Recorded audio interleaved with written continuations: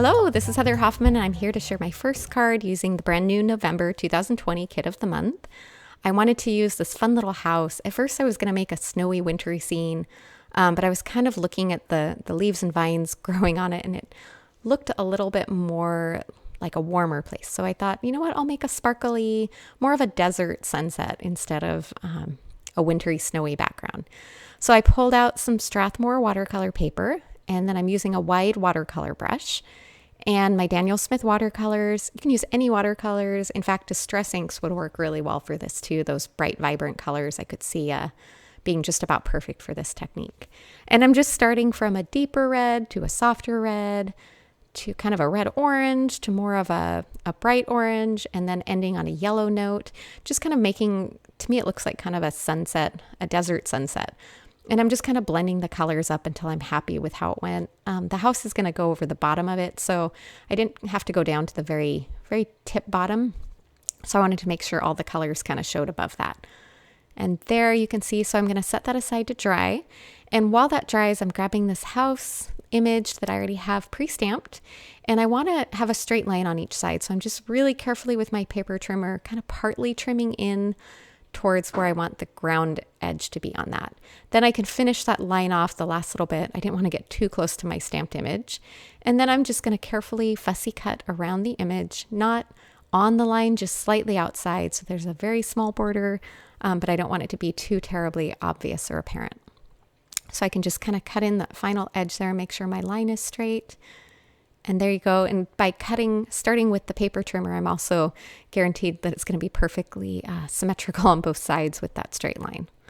All right, now I'm just going to slowly, I have it trimmed to the width of my A2 card panel and that watercolor background. And I'm just going to keep taking a little bit off the bottom as I go through each step until I'm happy with how much is left. I didn't want to take off too much too quick, so I'm just kind of playing with it, seeing how I like it there. And now that that background is dried, I wanted to add lots of gold splattery. Instead of snow, I thought I would add gold sparkly splatters instead. So I'm using two shades from my Starry Colors palette, kind of that more coppery red gold, and then that other blue gold. I don't remember. Maybe that's yellow gold. I don't remember which one, but you can see which place it is in the palette. And I always just add a little bit of water in there and then kind of stir it up with my little paintbrush until it kind of makes a good gold slurry that works perfect for splatters. All right, I set that aside to dry a little bit. That doesn't take very long, but I want to make sure it's fully dry. And then this sentiment, I wanted to rearrange it a little bit on here. And the way it prints off, it's kind of a perfect, it almost looks like it was a heat embossed white sentiment on a black background. So I'm just trimming each little word out there with my scissors. Takes a little bit of time, but it's not super hard. They're straight lines, so they're fairly easy to fussy cut. And I just wanted to be able to pop those up on foam adhesive. Now, can you see that sparkly background and how fun that is? All right, I pulled that house out. Now that it's dried a little more, I still felt like I wanted to take a bit more off the bottom. So I'm going to trim that down ever so slightly more. I just kind of kept playing with it until I liked how it was. So don't be afraid to keep adjusting. And then I was trying to decide where I wanted to put my sentiments. I ended up settling a little higher up on my background. But I put foam adhesive on the back of each of those and then foam adhesive on that bottom panel with the house. And I'm going to start by putting the house image on there, just lining it up with the bottom of that panel. You can see how the house is kind of silhouetted against that fun background.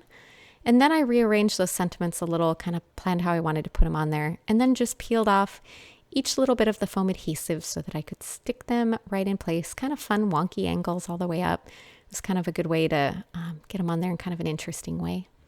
And then I created a white card base that I'm going to adhere this entire panel onto. And then one final finishing touch, I just felt like that white on the bottom was a little too plain and stark and boring. So I decided to add a little twine bow by wrapping it entirely around the card front. This is that jute ivory string. I wrapped it around 3 times, tie it in a knot, and then quickly just tie a simple little bow. I always fiddle with the ends to get it just how I like it, but then I can trim down the extra, and then I usually put a little dot of glue right behind the bow that'll hold it in place and keep it from slipping off the bottom of my card. All right, this is done, bright and colorful and sparkly with all that gold. Thanks so much for coming by. Have a wonderful day.